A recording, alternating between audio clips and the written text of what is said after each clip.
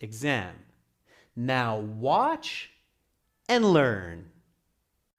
Welcome to the speaking portion of the IELTS exam. My name is Adrian. I will be your examiner for this part of the test, and I'm going to record it for marking purposes.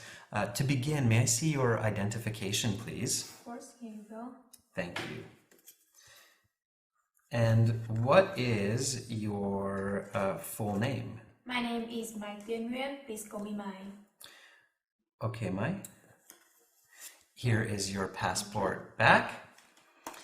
The speaking has 3 parts. I will give you instructions for each. To begin, just a couple of questions to get to know you better. Do you work or study? I am currently working as an accountant at a large company, and I'm studying for IELTS to continue my MBA in the US. What did you do this morning? I woke up, brushed my teeth, got dressed, and had breakfast. Then I reviewed my note, practiced in front of a mirror, and prepared for this interview. Let's talk about numbers. What is your favorite number?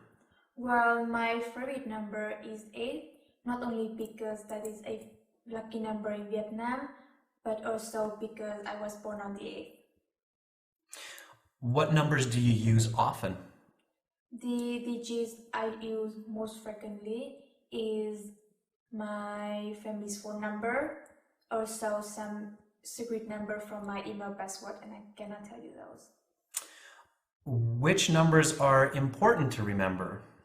The most obvious is a person's phone number.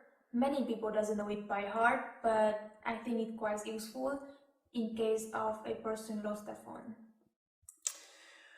Are you good at math? I consider myself quite competent in arithmetic. As I mentioned, I'm an accountant, so that's my job to be good with number. In fact, I was always in top 3 student throughout my school years. Have the way people use numbers changed compared to a couple of decades before? Yes, obviously, the way people use number today has completely different compared to 20 or 30 years ago. Back then, people need to do more number crunching in their head. This day, with smartphone and digital calculator has been replaced this demand. That is the end of part 1. Now we will continue with part 2. For part 2, here is a card with some questions. Don't turn that over yet. Here is some note paper and a pencil.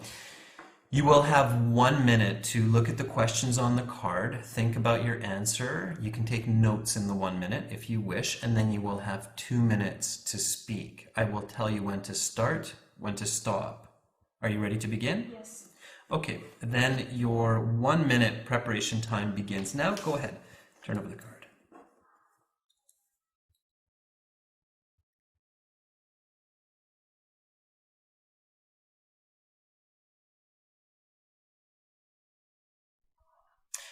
Okay, Mai, your 1 minute preparation time is up. Please begin speaking. 2 years ago, in the middle of September, when I moved to a new apartment, I had to do a big end of move cleanup. There was so much to clean. It took a whole day from morning until night. I would say it took about 12 hours. Fortunately, my boyfriend was there to help me. I had to clean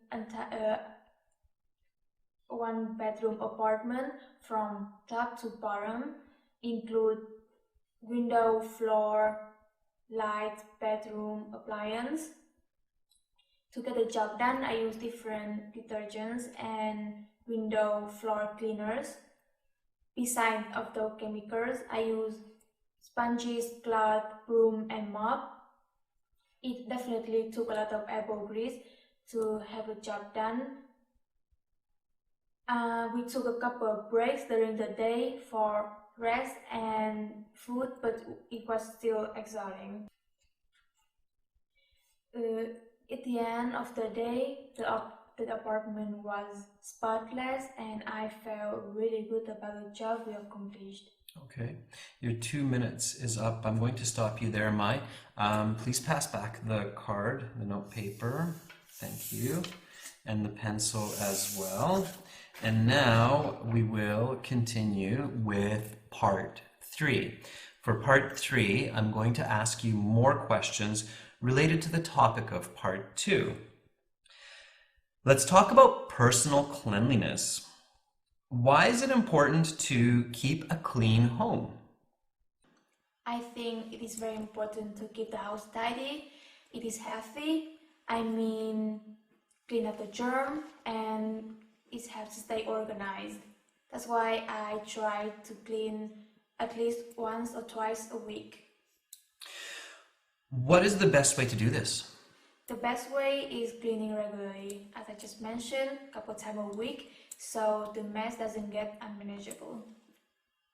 How has technology changed the way people clean their homes? Household cleaning machines have been modernized the way people keep the house tidy. Powerful vacuum cleaner, dishwasher, washing machine, and detergents help the cleaning much easier. Is this always good to use these machines? I think it is positive because it frees up valuable time and help the cleaning much easier. If people want to protect the environment, what do they need to consider when cleaning their homes? There are some important steps to put order in to protect the nature while cleaning. Firstly, you have to recycle as much as possible of your paper, plastic, glass, mirror, and not throw it all in one garbage. Secondly, people need to use more environmentally friendly detergents that not cause harm to soil and water. Let's talk about community cleanup. How can society ensure that their community is kept clean? I think both people and government need to take any action to keep their neighborhoods as clean as possible. Can you give details? Yes, a proactive person can create program and motivate people in their neighborhood to take at least 1 hour of their time on Sunday to pick up garbage, and government can buy the garbage bag to help them or advertise to make it happen. What government rules can help keep neighborhoods clean? I think there has to be some strict rule, for example, giving people fine for 3 or more millions Vietnam dong, so people don't think to do it ever again. And government should force businesses and individuals to recycle as much as possible. What are the consequences of a dirty neighborhood? When the community is polluted with garbage, it leads to lower quality of life, disease, and overall poor image in public. That's why government and people need to take any necessary action to avoid that.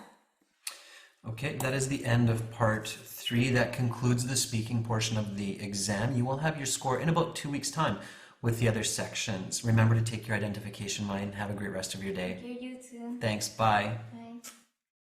Mai gets a band 7 for her performance on this speaking interview because she is a good user of English. What are the marking criteria to get this band 7? Well, there are several components.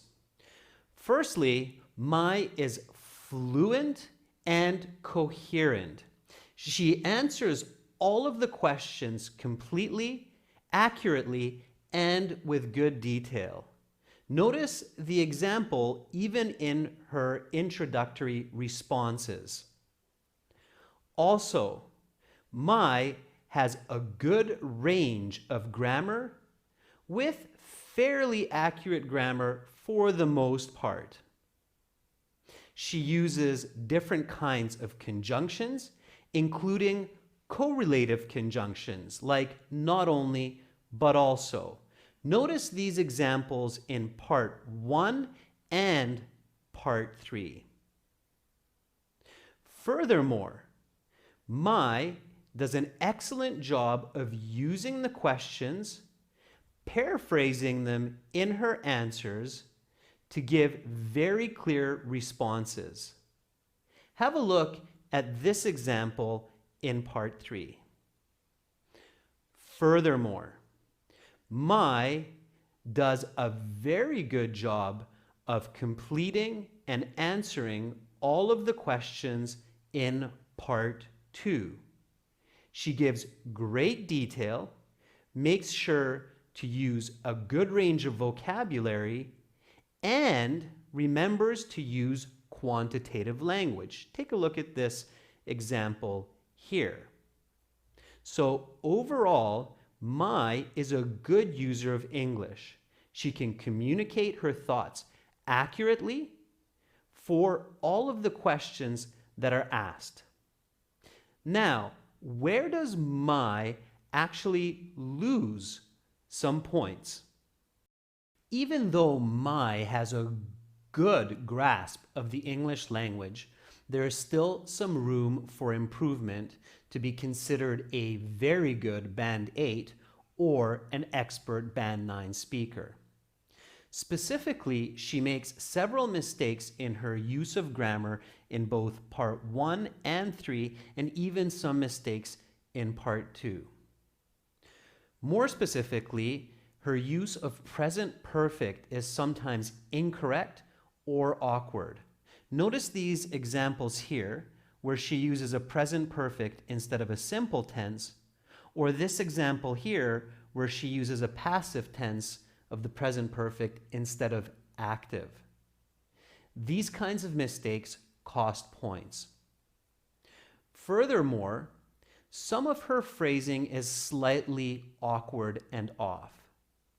For instance, in part 3, she says, "Put order in," instead of saying, "to do in order that," showing cause and effect. Also, some of her words are mispronounced. Although she doesn't lose coherence, they are awkward, especially for a native listener.